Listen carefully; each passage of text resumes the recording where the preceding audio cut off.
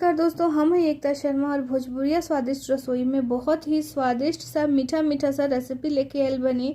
बहुत ही टेस्टी बा, बहुत ही अच्छा और घर में मौजूद सामान से हमने की रेसिपी बना के तैयार करब जा। और अगर आप सब लोग के पसंद आई तो ज़रूर लाइक शेयर और सब्सक्राइब करब जा और हमारे वीडियो के बहुत ज़्यादा लोगों तक शेयर करब जा। तो बहुत ही टेस्टी सा आप सब खातिर हम लेके आयल बनी कलाकंद के रेसिपी, बिल्कुल हलवा स्टाइल में दानेदार रेसिपी बनाई। तो चलिए शुरू करते नहीं आज के टेस्टी सा कलाकंद के रेसिपी। कलाकंद बनावे खातिर हम ले ले बनी पनीर, 200 ग्राम पनीर हेजगी ले ले बनी, कद्दूकस कर ले ले बनी एकरा के अच्छे से। अब एकरा संगे हम ले ले बादाम और काजू। एकरा अलावा भी अगर आपके कुछ भी ड्राई फ्रूट्स पसंद बा तो ले सके नहीं। आधा चम्मच हम ले लेते नहीं इलायची पाउडर, चीनी ले ले बनी हम 1 कटोरी और साथ में हम ले लेते नहीं मिल्क पाउडर, सूखा दूध के पाउडर जो ना होला ना तो 1 कटोरी हम ले लेते नहीं। अब हम एजगी ले ले बनी एक लोहे के कढ़ाई और लोहे के कढ़ाई में 1.5 लीटर दूध हम गरम करे खातिर रख देले बनी। करीबन 3 से 4 बार दूध के हम अच्छे से गरम कर लेब और जब ये अच्छी तरह से गरम हो जाए 3 से 4 बार तब हम एकरा में डाल दे वही हमार मिल्क पाउडर। तो 1 कटोरी करीब हम मिल्क पाउडर एकरा में मिला देते नहीं और अच्छी तरह से एकरा के मिलावे के बाद मीडियम टू स्लो पर बहुत ही अच्छे से एकरा के मिला ली।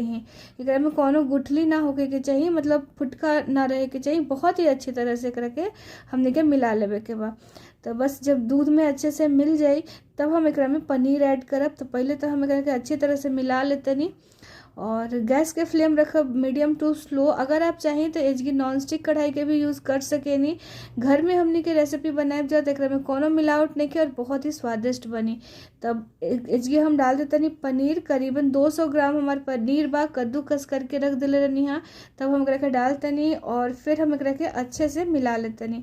तो इसके हमारे पनीर डाल के भी भगल और अच्छे तरह से मिला ली। बीच बीच में एकरा के चलावत रहब नहीं तो नीचे बैठ जाई। और जब एक जो क्वांटिटी बा एकदम आधा हो जाए तब तक हमने के एकरा के पकावे के बाद जो दूध बा वो अच्छी तरह से जल ना जाओ। तो इसकी देखिए लगभग हमार दूध थोड़ा मोड़ा जल गई बा, मतलब कि क्वांटिटी आधा भगल बा एक जो।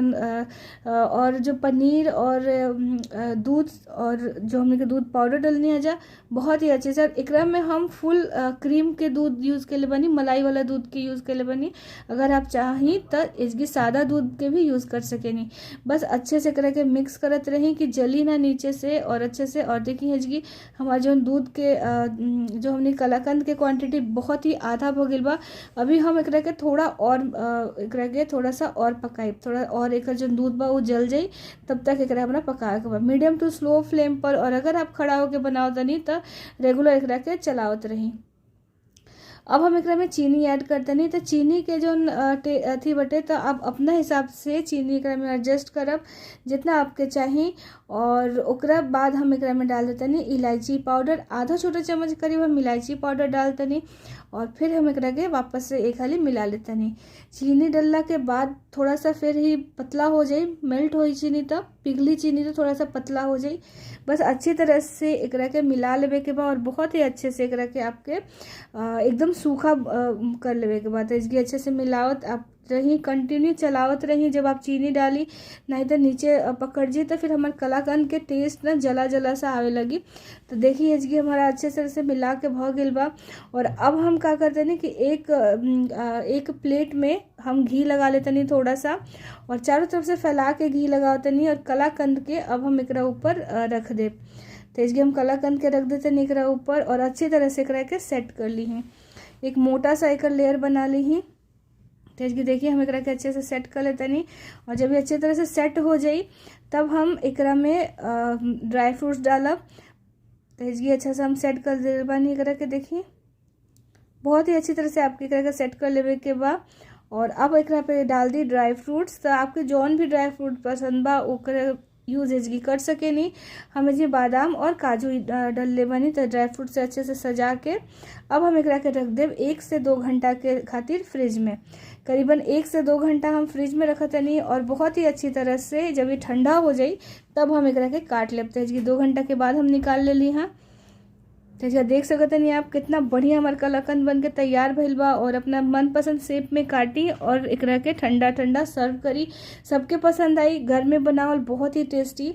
हमारा घर में तो सबके बहुत पसंद आयल है और आप जरूर ट्राई करी। और आपके घर में भी पसंद आई तो जरूर हमरा के कमेंट्स करके बताई कि आज के रेसिपी कैसन लागल। और अगर अच्छा लागल होई तो लाइक शेयर सब्सक्राइब जरूर करब जा। और बहुत ही ऐसा है टेस्टी टेस्टी रेसिपी के साथ हम फिर आपसे मिलते नहीं। सबसे पहले तो आपके एक तोड़ के दिखाओ तनी। देखिए कितना अच्छा ही दानादार हमार कलाकंद बन के तैयार भइल बा। इसकी देखिए हमारा ये कलाकंद कितना अच्छा बन के तैयार भइल बा और बहुत ही टेस्टी बनल रहा। आप जरूर ट्राई करी और फिर मिलते नहीं नया रेसिपी के साथ। तब तक के लिए बाय बाय।